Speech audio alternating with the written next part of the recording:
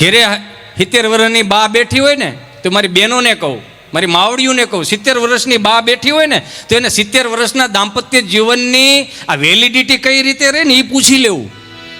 70 વર્ષનો દાદો બેઠો હોય ને એને પૂછી લેવું કે આ બધું કેમ હકાવતા. તમે જોવો તો ખરા કે ઓછા હતા આપણે 5 ભાઈઓ, એના 5.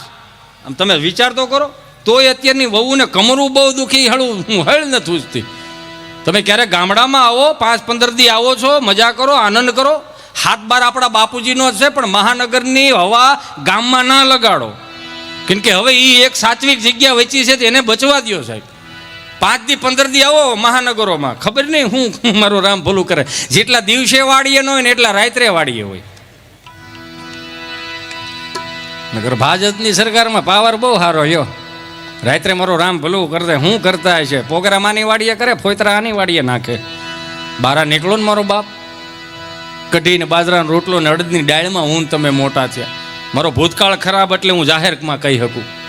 ક્યાં ગયું આપણે, ક્યાં જવું છે? આ વડીલોને ક્યારેક એની કોઠા હોય તો લઈ જાઓ. 4 દાદા મંદિરના ઓટલે બેઠેલા ને, એમાં એક દાદા પસાર થતા હતા. જે દાદા પસાર થતા હતા ને એ દાદાએ 4 દાદાને કીધું, હાલો હાલો ગામમાં પારાયણ બેઠી. હા, એ ગામમાં પારાયણ બેઠી છે.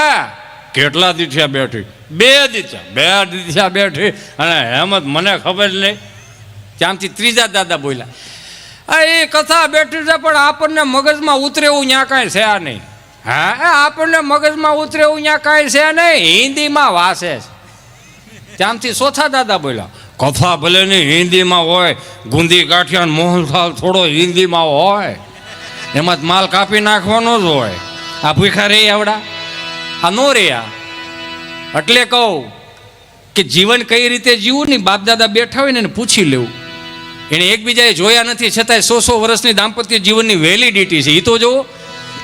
અને અત્યારે 3 પાનાના તમને કહો ઓલા શું કહેવાય ફકરા લખીને આવે બાયોડેટા, તોય આપો તોય ભેગું નથી થતું. મારો રામ ભલું કરે, બેલેન્સ ઉપર વી ગયું. 500નું પુરાવો 2 મહિના હાલે, જીઓ ઉપર વી ગયું ને એટલે આ બધું થાય. નકર આવું નહોતું કાંઈ પહેલાં.